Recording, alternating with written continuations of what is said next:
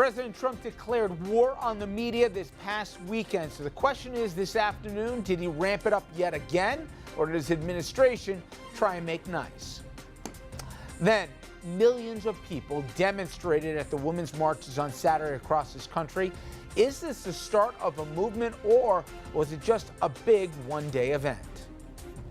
Then most of President Trump's cabinet is empty, and there are a whole lot of gaps, more importantly, right below that in appointments. We'll discuss whether this is a big deal or politics as usual. Good evening, everybody, and welcome to RFL. I'm Richard French. We were all over it this week and this weekend, from the inauguration to the protest that's followed, and certainly some of the headlines and the agita that went along with it. The first full week here of the Trump administration upon us, and it's already, as I said, been full of controversy. Now, it started when President Trump visited the CIA and he spoke in front of its memorial wall. He thanked the agency, spoke about ISIS and some other things. Then he definitely went off script and went after the media about the crowd size at the inauguration. As you know, I have a running war with the media. They are among the most dishonest human beings on earth. We had a massive field of people. You saw that, packed. I get up this morning, I turn on one of the networks, and they show an empty field. I said, wait a minute. I made a speech. I looked out. The field was, it looked like a million and a half people. They showed a field where there were practically nobody standing there. The president, and that's right, he's the president, he also said that the media concocted his feud with the intelligence agencies, even though he called them Nazis and questioned their competence over the Russia investigation. Now, former CIA Director John Brennan, who's just left the post, he was irate that the president said all this in front of a memorial to fallen CIA agents who died in the line of duty. His former chief of staff tweeted a statement saying Brennan was, quote, deeply saddened and angered at Donald Trump's despicable display of self-aggrandizement in front of CIA's memorial wall of agency heroes.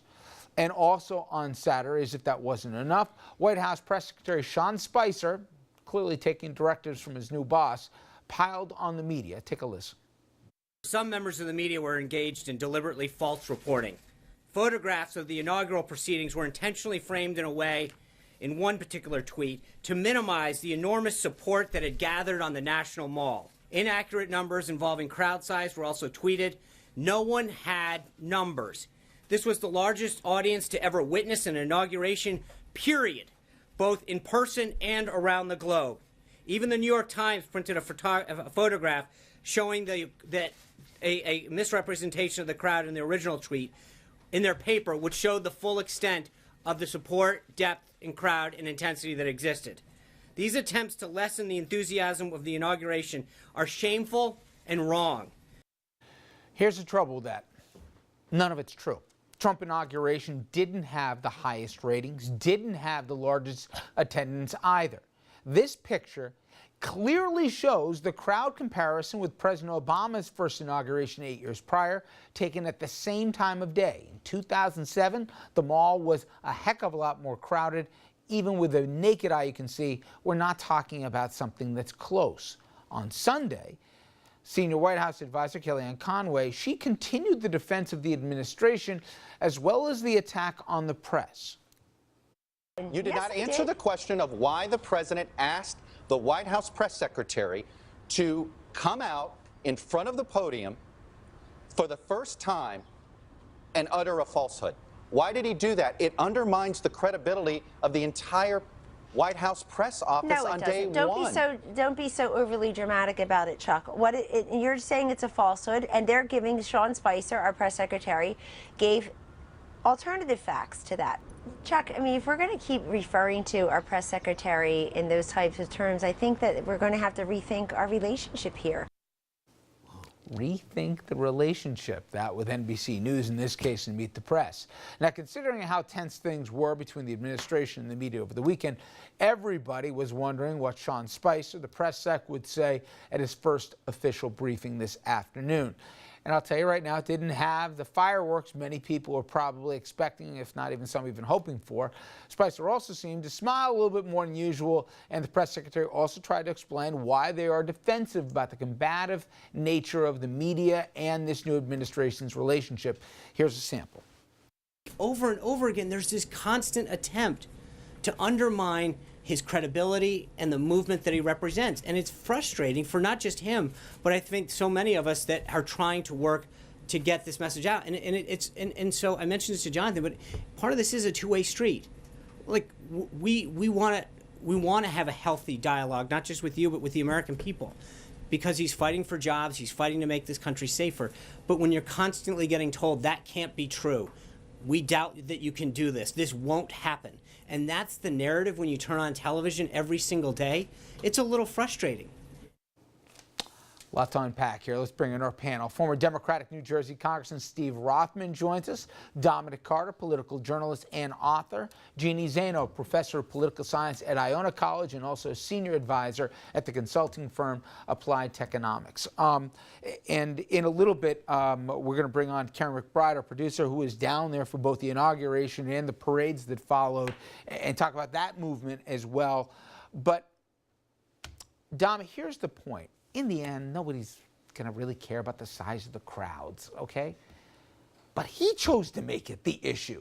He not only said it where he said it at the wall with the CIA agents who literally died in the line of duty. Then he sent his guy out, Sean Spicer, to have another impromptu press conference. And then yesterday we hear alternative facts. I've never heard of this. I was joking with Jeannie beforehand. If my kids try telling me that, if I ask them what happened at that party, well, I have some alternative facts to what you have, we'd have a problem.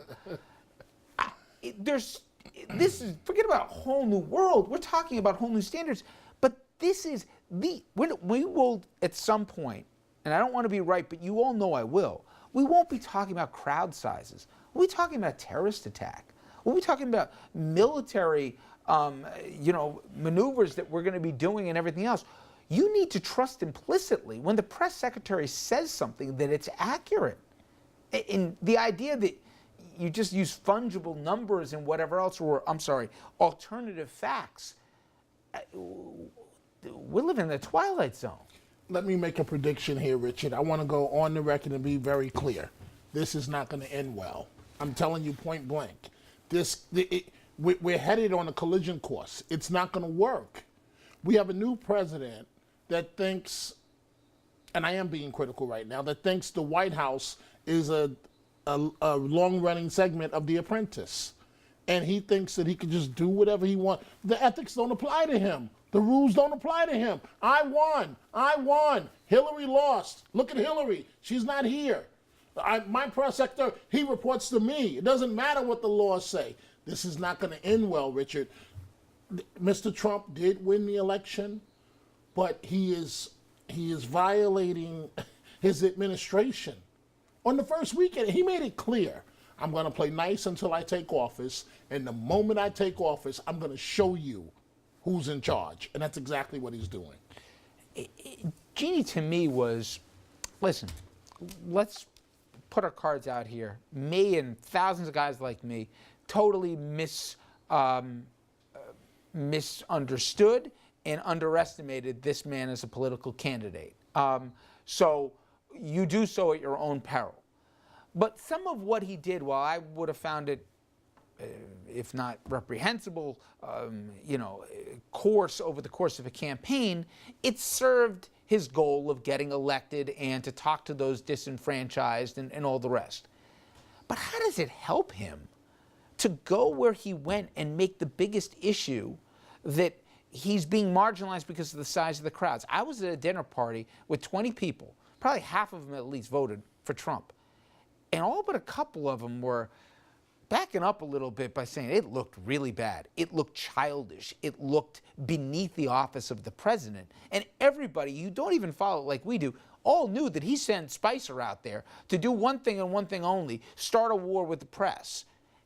And the pictures all told the story. Clearly, he didn't have as many people. I don't get the logic of it other than there's a lot of infantile behavior that we ought to get ready to get used to. Well, there's a few things. Number one, this is an administration that is chock full of people who have never been in the White House, and you're seeing the repercussions of that all weekend.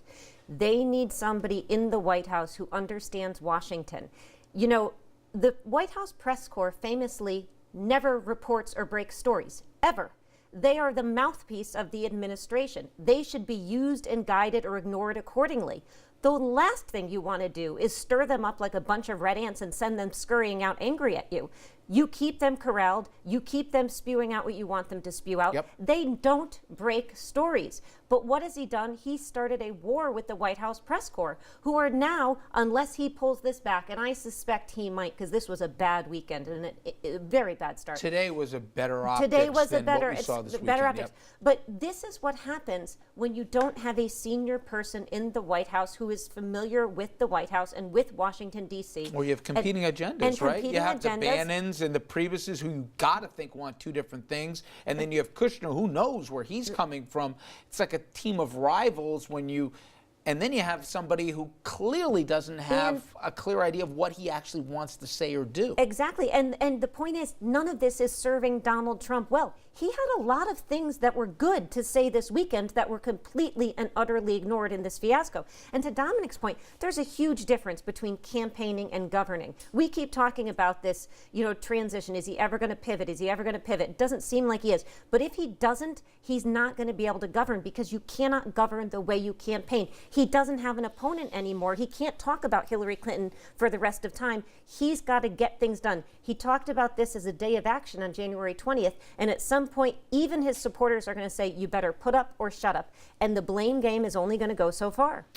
I'll give you an alternative theory. And we're going to talk about this next segment, but the day following, on Saturday, we saw millions, and no one's debating those numbers nationally, of women who showed at protests everywhere else. Everyone's still talking about what happened on Friday and what he did. I don't want to give him credit, but maybe I haven't done enough in terms of that there's a method to the madness. But was this all to distract about what happened across this country the following day, that we're still talking about him making up facts and figures about the inauguration crowd and the size and what was said or not said?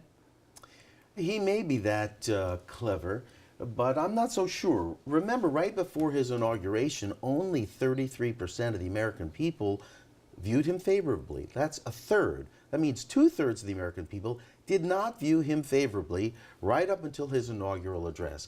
I don't think he was helped by saying things that were not true and having his press secretary say things that were demonstrably not true. Just to augment your poll numbers, you're sitting around 40% right now without even this last weekend that happened. Historically, if you look at both Bush 43 and Obama, they were around 80%, Clinton not far off that. This is the honeymoon. This is where you get to pick whatever you want. You pick your guys or your women that's going to populate the cabinet. You get to do your executive orders in your first 100 days. You know, as Peggy Noonan, who was the special assistant to President Reagan and a speechwriter for President Reagan, said in her recent op-ed in the Wall Street Journal, this is uncharted territory. We've never in our lifetimes been here in terms of our political situation.